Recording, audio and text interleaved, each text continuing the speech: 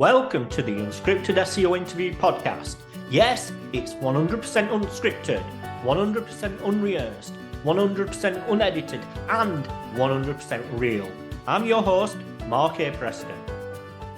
Today, we have joining us Nick LeRoy, who is a freelance SEO consultant. Hi, Nick. Hey, Mark, how are you doing? Good, thanks.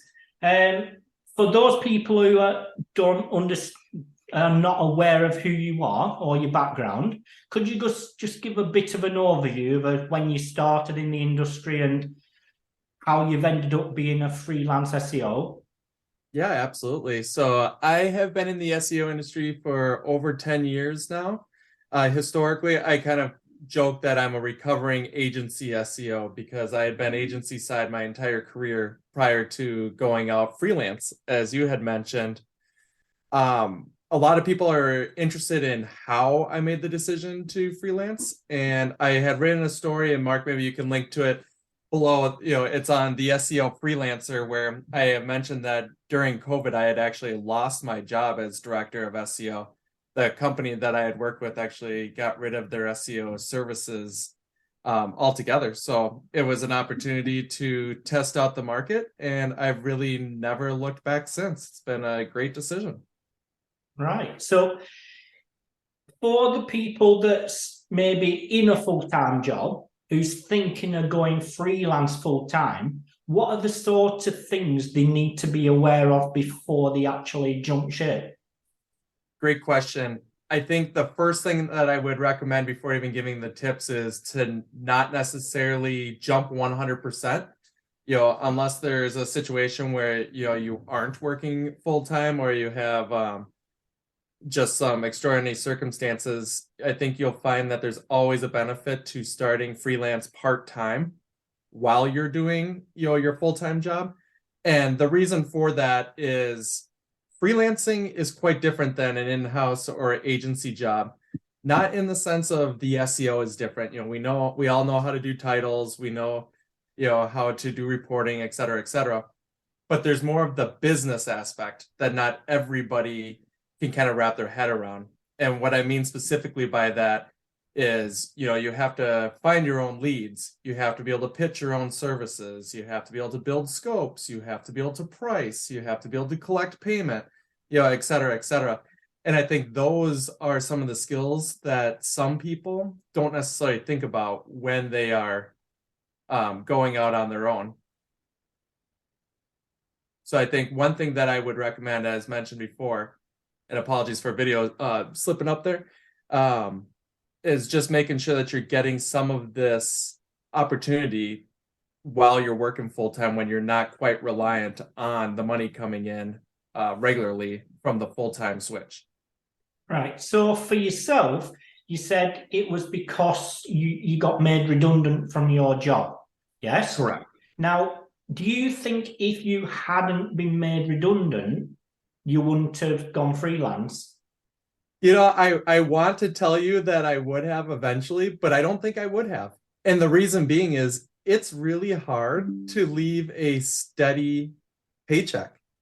Regardless whether you think your pay is fair or not, it's fairly reliable. Every couple weeks, every month you get a paycheck. And then especially if you're freelancing on the side, as I always had, you can kind of increase your earning potential. So I don't know if I would have ever done it. I had talked about it. I've wanted to, but the other part of freelancing that, maybe we'll go into a little more detail is I feel like it's a little bit easier when it's just yourself. But if you have a family or children, then the risk is larger. Because as I always joke with my wife, it's one thing if I'm eating rice and beans all night long. It's maybe even okay if she and I are both eating rice and beans all night long, but I'm never going to have my 3 kids go without. So there's just an added risk to that. So to answer your question directly, I'd like to think that I would go out on my own eventually, on my own accord. But at the same time, I'm not one that takes massive risks when it comes to my family. So I'd probably be in that same job if I had not been made redundant. Right. So when you went freelance at the very beginning, Was there a time when you thought, oh, I want to go back to a full-time job? Not at all. Honestly, I was so burnt out from working for other people that my biggest concern was kind of, as we talked about, was being able to, earn the revenue enough to be able to pay my bills. And my wife and I had an agreement because when I did get let go, I did interview and receive a couple job opportunities that really weren't to my satisfaction. And I really was kind of committed to going freelance. And we made an agreement, my wife and I, that I would get 6 months. And by that point, I had to basically make the equivalent of what my prior salary was, each month. And I was very fortunate through some of my freelancing experiences that I had while working full time, as well as having some network opportunities, my SEO for Lunch newsletter, that I was lucky that the money was not an issue. I had people come to me, they needed help, and I was able to, replicate the earnings pretty quickly. And then I almost kind of built a little bit of an ego of the sense of, I don't want to work for anybody else. I'm sick of people telling me what to do. I don't want to be told what I have to do, or how to respond, or you can say this, you can't say that. So no, I mean, there's days where you're like, I don't really want to work, but I would say that's not any different than a 9-to-5 job. So I can honestly look you in the face and say it's been the best decision that I've made. And I don't think I've ever had a true thought of going back. I think, if I'm being completely transparent, that's probably one of my biggest fears right now, is having to go back. Right. You mentioned your newsletter. What sort of newsletter is it? Yeah, absolutely. So anybody who's interested can check out seoforlunch.com. And what it is it's a weekly newsletter that just helps you stay up to date with all the changes that are happening in the search world. It's a weekly email, and anything that is being published from Google or Microsoft, or in some instances even like Yandex, is being highlighted right at the top. And then also included in there I also own or co-own a boutique SEO job board. So I include open SEO positions. And then what I also like to do is highlight some really good content that's being written within the SEO industry. And I know, Mark, I've highlighted some of your content in the past, as well as, others. So really the gist of it is, we know as SEOs, we need to stay up to date with all the SEO changes that are happening. But in reality, we don't always have the time to spend hours every single week reading all the content that's being published. So I put it all together in a newsletter. And the reason I call it SEO for Lunch is it's kind of a digestible, list of content that you can read over your lunch break. Right. And that newsletter, was that a major factor in helping you to go freelance with the exposure you already had from the newsletter? It was. And one story that, it's become less of a secret because I'm starting to share it, but I actually used the newsletter at the very beginning as a way to educate my own clients, because I was kind of sick of telling multiple clients over and over again the same updates. So I could kind of send one email and chop it up and send it to them. And I started sending it publicly, and allowing anybody to sign up for it. But then at that point, what it turned into was a little bit of it was a reserve. It was a little bit of an insurance policy. As I was building up the audience, I realized that if I had ever lost my job, this was an opportunity to be able to connect with more people in the industry. And because all I'm doing is giving, later on, if I were to ever make the decision or need to supplement my income or find a new job, I thought it'd be a great opportunity to be able to, network with people, which is ultimately what had happened when I lost my job. It was literally like the week later in my newsletter, I had written, hey, I'm open for work. I'm kind of in between jobs, not sure what I'm going to do. And, I think I got one of my first gigs that way. So I just reached out and said, hey, I need an audit. I need a couple hours of an SEO's time. How can you help me out? Right. So as a freelance SEO, what type of clients do you work with? How big are these companies and businesses you work with? Yeah, so coming from the agency side, I've worked with companies as small as local small businesses like electricians, all the way up to, websites that have hundreds of thousands, millions of pages. So I've kind of niched myself into the enterprise level clientele. I love technical SEO, and I find that it's a pretty big gap in our industry currently. So I like working with clients that have the biggest, messiest, back ends and craziest situations that need to be fixed. So I find that my skill sets kind of align with more enterprise level clientele. Right. Do you just advise clients, or do you actually get stuck in and get your hands dirty to actually fix things? Yeah, so the answer is yes and no. I would say at the enterprise level, a lot of clients have, development teams or even content teams. So I am doing a lot more strategy. However, when it's coming to the idea of putting solutions together, I'm certainly, building the solutions and scalable, solutions for these sites. But when you get into sites that have a million pages, there is no WordPress backend where you're going and making changes to, say, a title tag or adding an odd, link here or there. What I'm doing is I'm building case studies to justify how, if we change, URLs, or if we're going to do dynamic title tags or add this type of content, how do we justify the amount of effort that goes into it against what we think the return is? So it's just a different type of, feet on the ground, working hard versus going in and actually writing a blog post, or, like I said, optimizing a single page. Right. So why should these enterprise companies work with a freelancer rather than an agency? Yeah, so I'm not a good salesperson, but I will tell you what I tell everybody else. Coming from the agency side, I'm very aware of how they sell their services. They have kind of what I'll call their A plus, SEO come in. They can talk a great game. They probably are very smart themselves and can do any and all the work that I do. However, in most instances, the SEO agency will have those A plus people come in and kind of sell the dream. And then what they do is they hand the work over to junior resources. And that's how agencies are able to scale. So my pitch is, you're going to work with me. Like, literally, I'm going to be the one that joins you for the call. I'm going to be the one that helps you with the strategy. I'm going to be the one that sends you the invoice. I'm going to be the one that follows up to your emails. So you are paying for my expertise, and you are getting me all day, every day, or, within the scope of your work. And that is why a lot of clients will recommend going with an individual freelancer versus an agency. And in sometimes they don't want to necessarily hire in-house because they don't have the budget to pay for someone with maybe our skill set to be there full time. Yeah. Now, I've had conversations with an awful lot of SEOs who's gone freelance.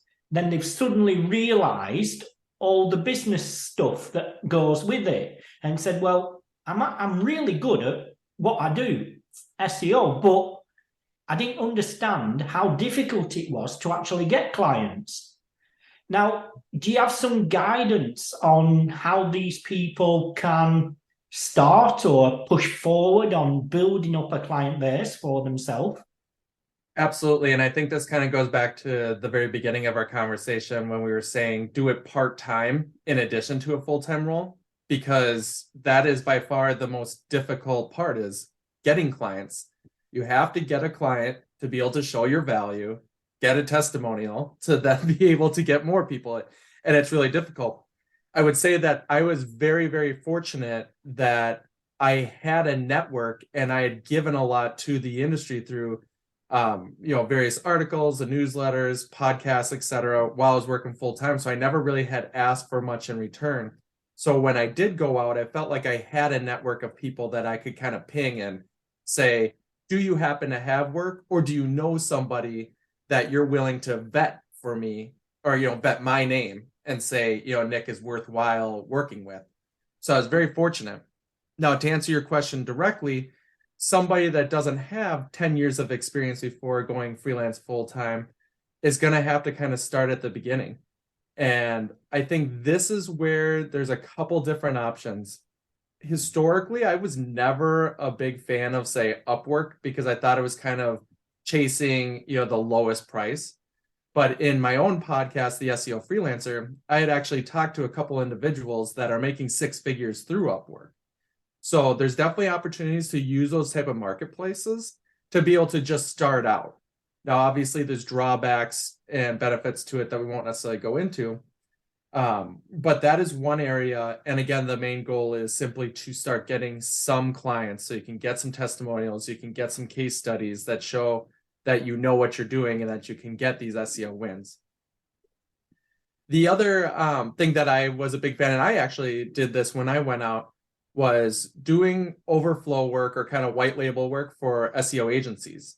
We talked about the benefit of being able to pitch yourself as the value add to, these larger companies or to any company.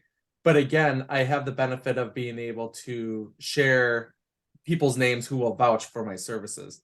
So when you don't necessarily have those, you can go to agencies, and a lot of times they're looking for a little bit of support.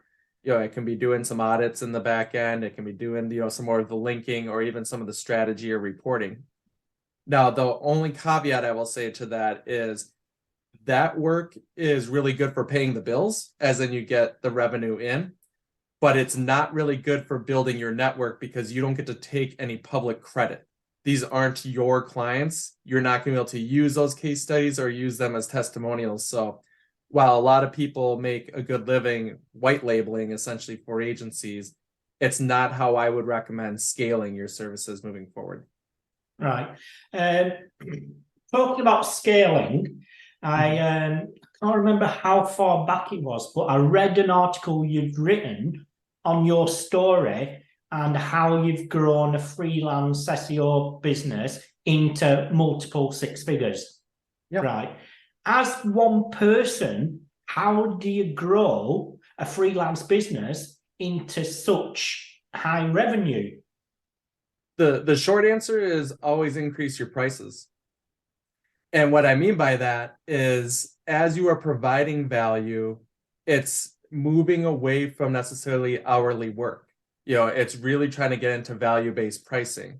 And this is especially great when you are working with larger companies, because when they are selling, items that, say have an average order value of $100 and you're charging $5,000, being able to help them move from $1 million of revenue to $1.2 million, is an easy mathematical equation where your $5,000 retainer is a no-brainer for them. What happens with a lot of freelancers and even agencies is they're working with service providers or people that are selling products that have very low margins. So if you're selling things that have $1 and you are charging $1,000, you have to help them sell an incremental 1,000 widgets, whatever you want to call them, before you're even making your money back. So part of it is going back and just kind of knowing your audience, knowing where you can provide value and charging appropriately. Because the thing that I'm most vocal about is, as a solo consultant, a freelancer, I am only one person and there's only 24 hours in a day. I have made the conscious decision to not scale and have other people, on my team or to start an agency for various reasons.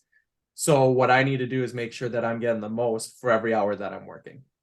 And that's where I just continue to ratchet up my rates. And, I very rarely have anybody push back on it, because I always prioritize making sure that they are getting more value than they are paying me. Right. So there's been lots of conversations in the industry for freelancers based on selling time versus value. Now, as you've explained there, you sell based on value, but right.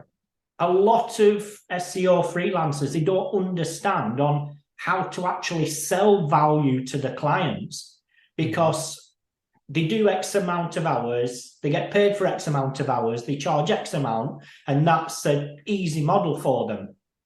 But just to understand how these freelancers can move away from the hourly rate onto value, what sort of things and structures do they need to do and conversations do they need to have? So that's a great question. And I want to paint a situation that I think everybody can kind of agree with. When you are trading time for money, you are always paid more money for the more time that you've taken. That inherently does not encourage efficient work. For instance, if I can get a client to say, I have a budget of 10 hours and, you want to, let's just say arbitrarily grab all the URLs on the website. You can go and manually click on every link, copy and paste into a spreadsheet, right? And you'll spend 10 hours and you'll get paid for 10 hours. We know, as well as everyone that's listening to it, we could also fire up Sitebulb or Screaming Frog, run a crawl, and 20 seconds later, have all those URLs. So now, as a consultant that's charging hourly, we are not being paid to be efficient. So that's one of those things where it's like, you don't want to have a conversation with your clients of like, what is fair and how much time should this take?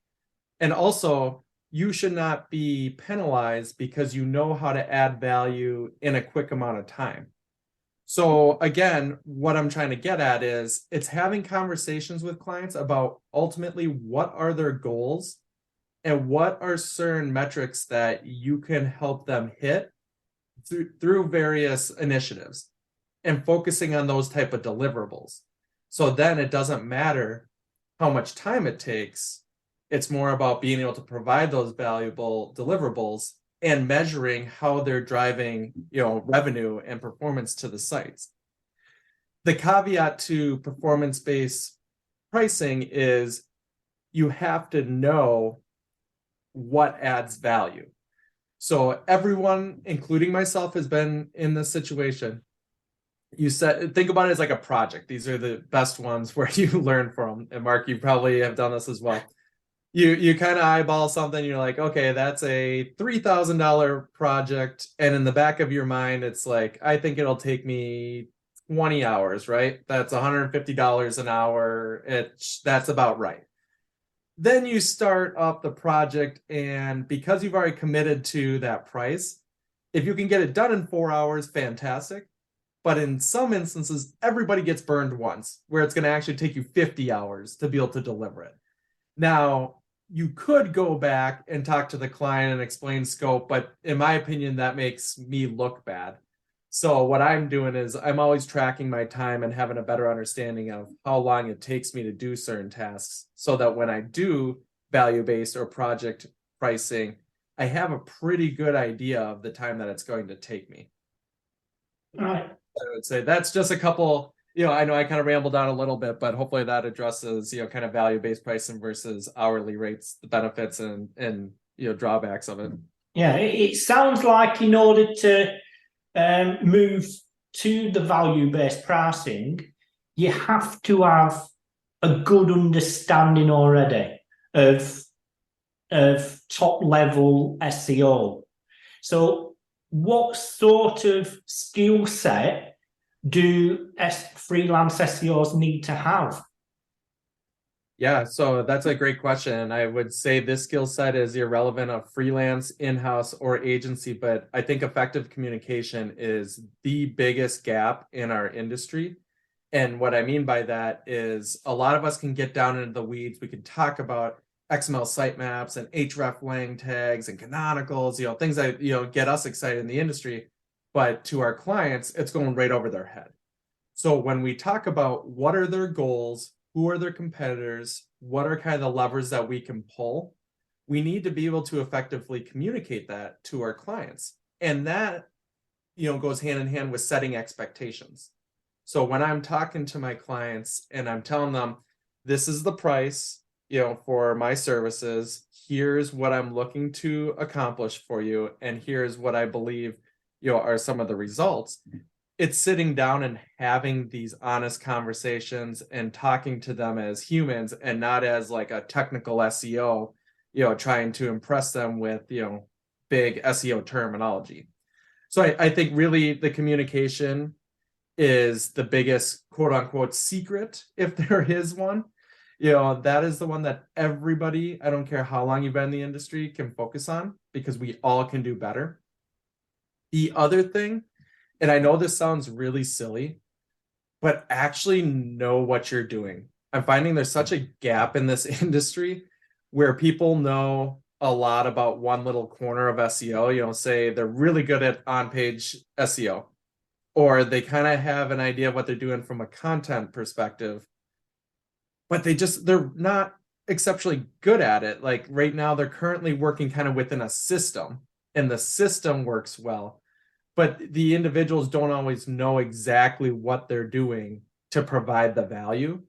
And if you don't know that, then you can't communicate it appropriately, which then just goes into your clients not necessarily having trust in you, you're not being able to provide value, and then ultimately engagements end because they don't believe they're getting value from you.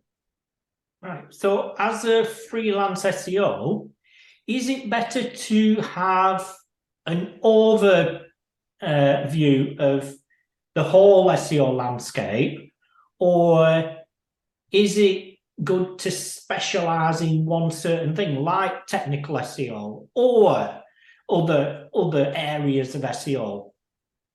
Yeah, that's another really good question. And I hate that I'm going to say this, but I think it really does depend. And the reason I say that is I think it's really important to have an overarching expertise, or at least understanding everything that exists, because part of being an SEO freelancer is, as I mentioned before, building that trust. And part of that is actually being able to raise your hand and say, I am not the solution for this need. For example, I am not the best at local SEO.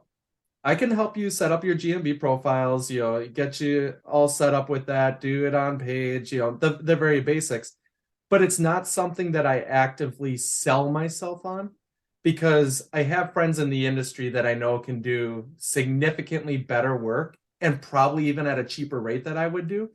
But that is an instance where I am aware of all the best practices. I could fumble through it, but I would rather raise my hand, say there's a better or more cost-effective solution, and hand someone over to an individual that's going to crush it. So the opposite of that is making sure that you're working with clients whose needs match your skill sets. Again, I had talked about, I believe technical SEO is more of my strength. So when I do project-based work, a lot of time it's either technical audits or they're like migrations. Those are some things that I find that this industry just like shuns. They just think it's like the worst thing ever. And I happen to really enjoy that type of work. It doesn't concern me because I feel that I know what I'm doing. I have the testimonials and the case studies to support that. So I go after those type of clients.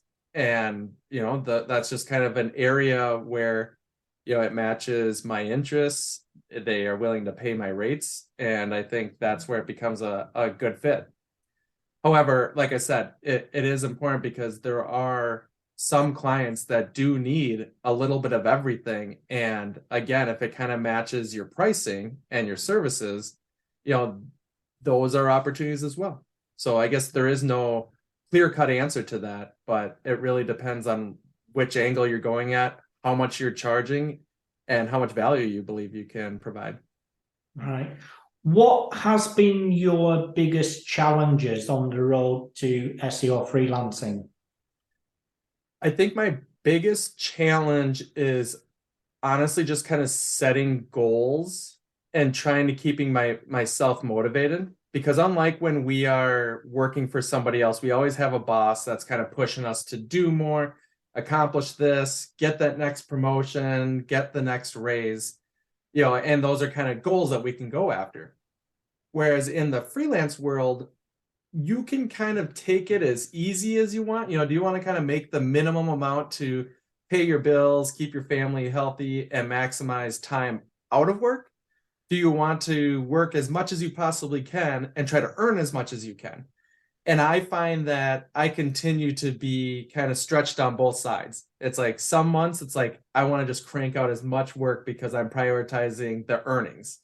The next month it's like, wow, it's the summer, it's great, my kids aren't in school, I don't want to be stuck behind a a computer all the time. So maybe I'm taking on a little bit less work. But what I find is those goals are changing all the time. So sometimes it's a little bit difficult to stay motivated when, like I said, those goals are always kind of moving around.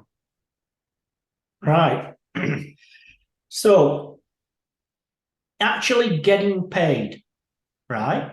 Now, obviously some freelancers charge up front, but obviously the bigger the company, that's less likely to happen, Very right? true. So as a freelancer that actually needs people to pay on time, what sort of measures have you got in place to make sure that your invoices are paid on time? Yeah, I really like that question. So this is going to be different for everybody that you talk to. I am pretty risk adverse. So what I do is I establish for anything that's project based, I always do 50% upfront and 50% upon completion with very clearly identified deliverables. So for instance, I know one thing people will do that is a mistake is when they do technical audits, they'll say like completion of audit execution or something like that. But then if your clients are never going to actually execute it, they don't feel that they have to pay you. Whereas I will say 50% upon signing and 50% of deliverable of the actual audit itself. When it comes to retainers, ongoing charges, you're right, especially as you work with larger clients, not many are going to pay in advance. But what I do is I have a very strict like net 15 or net 30. And I always insist on billing on the first of the month so that I am not putting any more risk than 1 month service of not getting paid. Meaning on January 1st, we start the engagement. I invoice them on day one. And the latest that I will do my net is 30. So if I don't get paid by February 1st, I tell the client that I'm not working with them anymore until I get paid. So, and that's because in my situation, I am okay with taking the risk of not getting paid for 1 month's worth of services, but I'm not willing to work 3 months, and then not get paid. So those are just kind of the boundaries that I have set. There's always situations where people are a couple days late or a couple days early, and there's holidays. I mean, it happens. But I think just being able to clearly articulate your payment terms and getting them in your agreements is your best process for making sure that you're getting paid.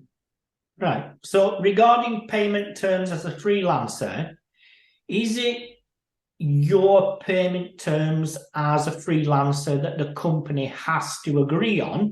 Or have you been in situations where the company said, well, this is how we deal with everybody, take it or leave it? Yep. And I've been in both of them. I would say a lot of companies, I will say this, like 99% of the time when you're dealing with like accounts payable teams, everything is negotiable, even when they tell you it's not. It just is. Like that's how business works. So for instance, like I've had people that say we work on net 45, not negotiable on the terms. And then what I will say is, okay, well, I'm going to backdate my first invoice 15 days before the engagement starts so that it's 30 days. So it's always negotiable, but I would say that's where it's clear within your agreements. If you come to them with something that's reasonable, that's why I always kind of say like 50% upfront or at the end or net 15, net 30.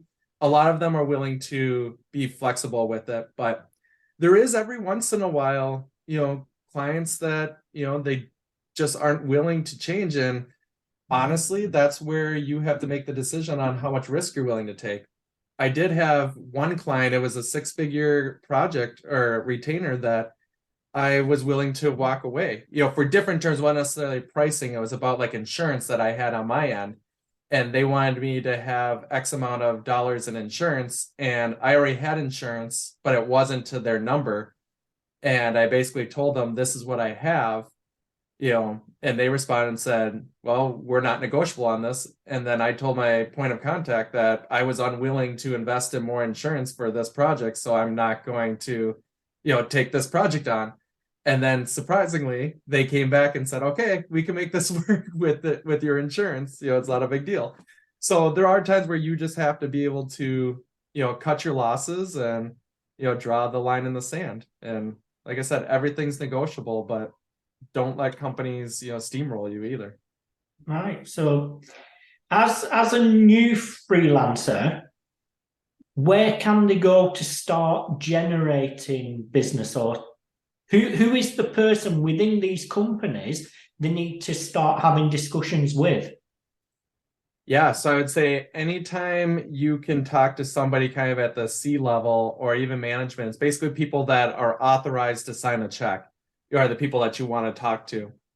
Now, this is where I have found like LinkedIn to be really valuable. So I am frequently, writing on LinkedIn of all sorts of topics, just kind of seeing what's working. But it's an opportunity to share your knowledge and, get in front of people that you don't even necessarily know need SEO support. I'm not one that is a cold outreach. I don't, look for people online and just send them emails. I am actively trying to promote my brand and my services, and I let them come to me, which then kind of going back to what we talked about before, that is a little bit, I don't want to call it like a power play, but there's definitely a benefit to that because they're coming to you. They already have interests, versus you're kind of begging somebody for support. But I would say, work on your public visibility. LinkedIn is a great opportunity, getting published on other websites, being included in roundups, anything that just allows your name to be out there so people can see it regularly, so that when, they have a project in mind, I'm hoping they go, oh yeah, and I get this newsletter from Nick every single week. He's an SEO freelancer. I'm gonna just hit reply to that email and see if he's interested in working with me. Right. Now, agency background versus in-house background. Mm-hmm. As a freelancer, do you think it's helped you personally having an agency background more than it would have done if you had an in-house background? Without a doubt. And the caveat I say with that is because I had a few senior leadership positions at the agency, I was very familiar with scoping out projects, coming up with pricing, and and even building out like statements of work. And I think a lot of that is kind of the business aspect of freelancing that a lot of people don't necessarily have the experience of. But because at an agency, a lot of times the senior, employees are essentially running their own divisions and kind of running their own business within the business, that certainly gives you a big benefit. I will say that even though at the agency side, you should be able to make really good business cases as well, I would say people that are in-house probably have even more experience of what it takes to be able to build a good case study to get buy-in internally, so that they will prioritize the execution of certain SEO techniques. So I do believe that there's benefits to both of them, but I believe for literally being able to start day one and being able to kind of scope out work, pitch work, write agreements, collect money, the agency background definitely gave me a heads up. Okay. So what would you say is the absolute necessity for an SEO freelancer toolkit? So what tools and systems to run the whole freelance business do they need? Yep. So the first one isn't an actual tool or system, but I would say you have to actually know what you're doing. And again, people are kind of chuckling right now, but there's a lot of people that I've talked to that are a couple of years in SEO and they love the idea of freelancing. A lot of us have read the 4-Hour Work Week, the $1 Million Consultant. All we think about is working 3 hours a day and collecting $1 million. And the problem is, for someone like Mark, you, me, like we've put so many years into this industry. When we went, when you go out on your own, you're not really worried about your actual value provide. You're more concerned about what we had talked about before, getting these leads, making sure that you're doing well by your clients. Whereas there's a lot of people that kind of want to skip the step of learning SEO. So really you have to double down in building that skill set. So with that, I would say that is like priority number one. And I put that like, if we're on a list of 1 to 10, that's 1 through 7. When it comes to tools, this is one of the things that I had to figure out real quick, because coming from an agency side, I had large tool budgets. Think of every name and tool that's available. I had access to it. I didn't always use them all the same, but it was great to be able to cherry pick. I love this report in one tool. I love this report in the other one. And then when you go freelance and you start realizing I don't have $10,000 a month for tools. So for me, my tool set is actually fairly lean. I like to use, I use SEMrush, I use Screaming Frog and Sitebulb. I like to use Content Harmony for content brief creation. Google Analytics and Google Search Console are my bread and butter. And then the Screaming Frog for like log analyzer. Everything that I had mentioned there. And, even like SEO testing.com is one that I've been using a little bit more as well. That just helps you understand kind of the impact of before and after certain implementations.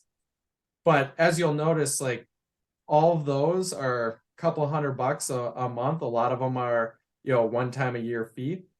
And, they allow you to get everything that you need done. You don't need to necessarily run all these things through 20 tools to be able to get it. In fact, I think people spend too much time in tools and not enough just thinking critically about what a particular, customer needs or what is good for a client's website. Yeah. You touched upon something there that totally related to a lot of conversations I've had. Like a lot of people who's in the full-time job want to go freelance because they've read all these case studies online that this freelancer's making 200,000, this one's making 1 million, this one's making half, it's painting this rosy picture of freelancing life. But I don't think they understand the actual work and energy that goes into it to get to that level. Without a doubt. I mean, the reality, what is the bare reality of starting out as a freelancer? Yeah, I take quite a few calls with people that are interested in going out on their own. And a lot of times I'm always asking them kind of what their goals are. And the reason that I do this is because it really changes how I answer the question for them. And really, when it comes to goals, as you had kind of alluded to, there's a couple different big opportunities. One is the opportunity to make money. One is the opportunity to claw your time back. And 3 is just like having control. And I think it's a lot easier for somebody who is leaving, say, a full-time job that is making $50,000 to be able to recreate that in a freelance world. Where I get a little bit concerned are people that are a little bit more senior, and let's say they're making $150,000, and they want to go freelance. Like a lot of them aren't prepared to have the first year of, say, making, let's just arbitrarily say $70,000. The odds of you going out on your own and making 200 grand your first year is very slim. Unless you are very fortunate to have a large network that you can tap into, you're going to be taking clients on that aren't the best and don't pay the best and don't respect your time because you're starting from the beginning. So I think those are all things that you have to really keep in consideration. So if you're doing it strictly to get rich overnight or to only work 1 day a week, like you're in for a rude awakening. For me, like I love having absolute control over my schedule. Like I get to decide who I work for. I get to decide what's worth working for, as in like a monetary amount of value. I decide what I take on, what I don't, and nobody tells me that I'm good enough or bad enough besides, my clients. And I think one of the biggest benefits that I realized afterwards, and this is just coming from, I've been in a position where I've been let go from jobs before.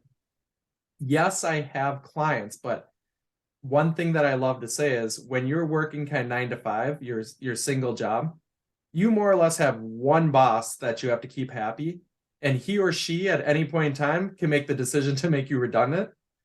If I have 4 or 5 clients, I can kind of afford to piss one of them off, if even by accident, because I've diversified the amount of people that I need to make happy. If I lose one client, it's not a big deal. Even if I lost 2 clients, it's not a big deal because there's always some revenue, coming in, and there's other precautions that I've taken as well that allow me to be in a position of power or control. And, to me, that's just like the biggest benefit of freelancing. And once you can get into that situation, that's where the flexibility comes. That's when the money comes. But again, I'll reiterate, I'm on like my 14th year of SEO. Like, do I get SEO? Yes. Like, that is not the part that I am worrying about. I worry about many other things that don't have anything to do with title tags or internal links or external links. Yeah. So you alluded there at having multiple clients. Do you think that the freelance world, freelancers, what's the ideal number of retainer clients to work with? Obviously, if you have too many, you can't actually help them to achieve much, but you don't want too few that you're thinking, well, I really need to bend over backwards to keep this person happy and do anything. Exactly. So what you had just said is what's critical. I don't think there's a magic number because it really does come down to what your goals are. If you want to make $300,000 and you only charge $1,000 for your retainer, you need 30 clients, on average, right? Whereas for me, I kind of take a defensive approach to my business in the sense that I don't like having clients that make up too much or too little of my overall revenue. I like to keep them all about the same so that if I ever lose 1 or 2, they take an appropriate amount of revenue. Whereas I remember when I very first started, I had one client that was paying me $10,000 a month, and I spent probably 70% of my time on them. And my biggest fear was always that they were going to let me go because I would lose 70% of my revenue. So I made myself a promise after that engagement ended, and that was an amicable ending, fortunately, so I was able to see it coming, that I wasn't going to have any client take up more than a certain percentage. Now, again, those percentages change depending on, if you're taking 10 clients on or 4 clients. For me personally, because I work with larger clients and my retainers are larger, I tend to work with 3 to 4 ongoing retainers with one project that rotates. So if we keep all things more or less equal, I don't lose any more than 25% of my consulting income by losing any one client. To further diversify, and this is a whole nother conversation because it goes past freelancing, is you can diversify your funds outside of consulting. So for instance, we talked about my newsletter, the SEO for Lunch. I send that weekly. I've been working on it for 5 years. I now accept sponsors. So I do have a little bit of income that comes from that. I also have some income share from SEOjobs.com, and then, have my own personal projects. So I'm diversified not only in the clients that I take as a freelancer, but I'm a little bit more diversified in the total revenue that my business drives as a whole. So what are the other sort of things that a freelancer can do where they're not reliant on just working with clients and not reliant on having a maximum ceiling they can ever earn? Yeah, I think one of the biggest benefits to digital marketing as a whole, I won't even say just SEO, is we know what it takes to be able to rank and drive traffic to websites. So you don't always have to do that exclusively for clients. You can build your own resources and monetize it that way. I've been vocal on LinkedIn again. I have one website. It's just a little hobby recipe website of mine for smoking meat. And I drove over 250,000 visits to the site in the last year. Now, I didn't do anything crazy. This was all, using my Traeger smoker and, smoking weekend meals for my family. But because I'm an SEO dork, I would take pictures and then basically add them to the website. And did I make a ton of money from it? No, but I mean, I think it was like $6,000 or $7,000 just from throwing ads on it. Like I don't even try hard on it. It was just more of a hobby. But again, I've worked in the recipes niche before. I know what it takes to optimize these pages and to get them to rank well. So I decided to do it as kind of a hobby of my own. Plus, I'm already doing this, and I figured best case scenario, if it pays for my hosting and the meat that I'm smoking, that is like a great reward. So all that said, I think investing in other resources that you own is a great opportunity. I will say with the caveat is like, please don't be that person that's going to like tell everybody, your secret guide to getting rich and becoming a freelancer that makes $1 million. Like you might make some money, but probably not worth the time and effort that goes into it. Yeah. So going back to the people that's just wanting to start out as a freelancer or maybe thinking about it, realistically, how much capital should they have up front? Say for instance, they need to earn X amount as a minimum. How many months do they need to make sure they have in advance before making the decision to jump ship? So I would say a 6-month bankroll would be a good amount. The reason that I say 6 months is 6 months would give you enough time to truly understand whether you can find success in freelance, whether you have what it takes to do the business side or whether your skills are sharp enough to be able to get results. And if at the end of 6 months, you're not able to find success, hopefully you're not going into debt. And the best part about the SEO industry, and I even told myself this, is everybody's hiring. Like getting an SEO job is not hard.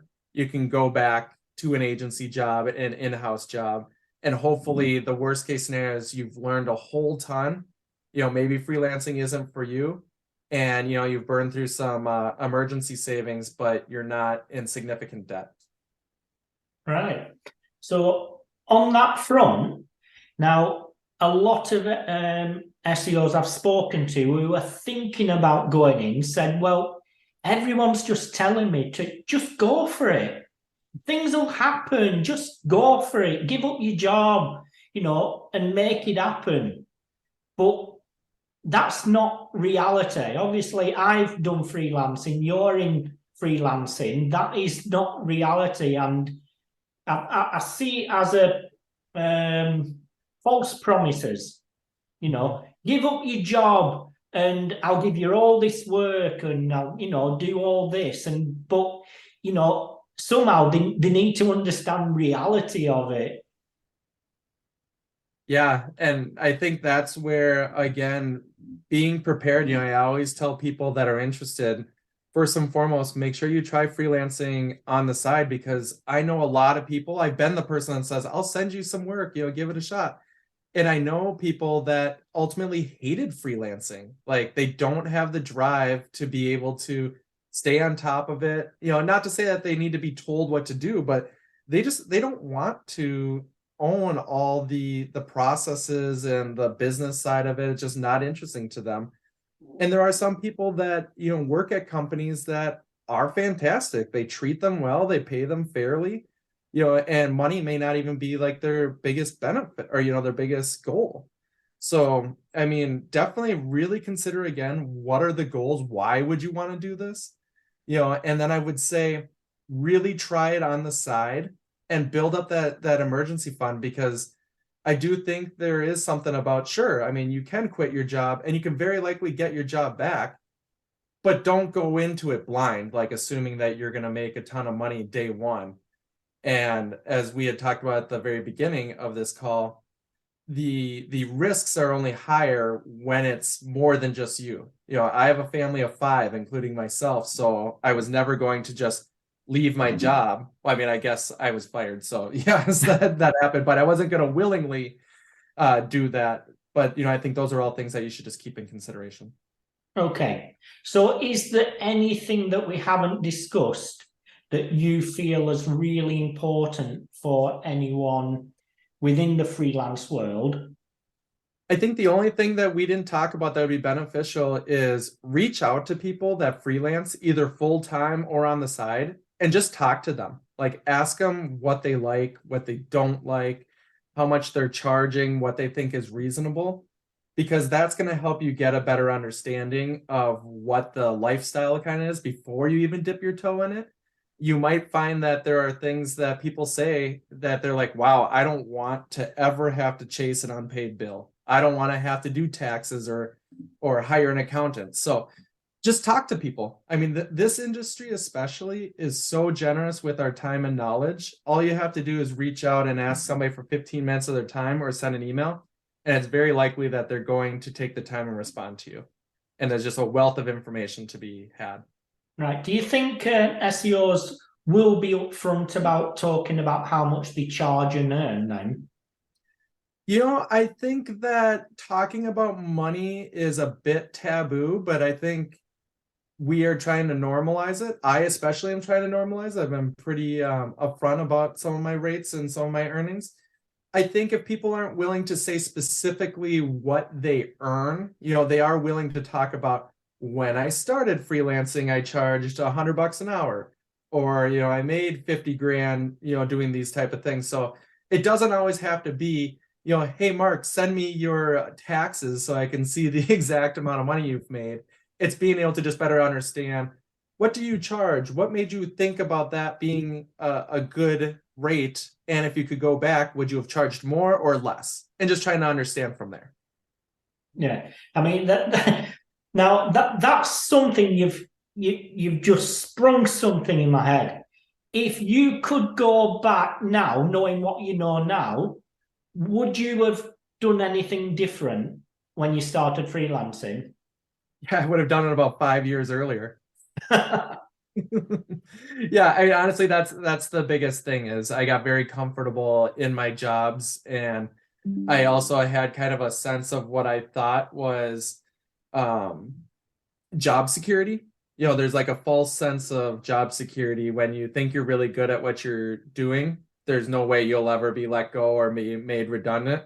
And the reality, as we're all seeing in this economy, companies have to take care of themselves first. So you should never think twice about taking care of yourself first. And if I had known what I know now, I probably wouldn't have changed much in my first 5-6 years of my career, but I would have made the jump to freelance much earlier. Well, many thanks for your time. Now, is there anything the audience watching or listening to this can do to help you? Yeah, you know what? I'd love to see you over at the lunch table. Like I said, I do have a weekly SEO email that I think you guys will enjoy. You can check that out at seoforlunch.com. Otherwise, follow me on Twitter at Nick LeRoy, or you can find me on LinkedIn. I'm pretty active under Nick LeRoy as well. And the final question, what does the future hold for you? Oh, I love that question. The future holds a lot of excitement and decision-making that I am in control of. Fantastic. Well, thank you very much for taking the time to join us. And I'm sure the audience will get massive value out of this. Yes, thanks, Mark. Appreciate your time. Thanks. Bye. Bye. You've been listening to the Unscripted SEO Interview Podcast with me, Mark A. Preston. Join us next time as I interview more top SEO professionals.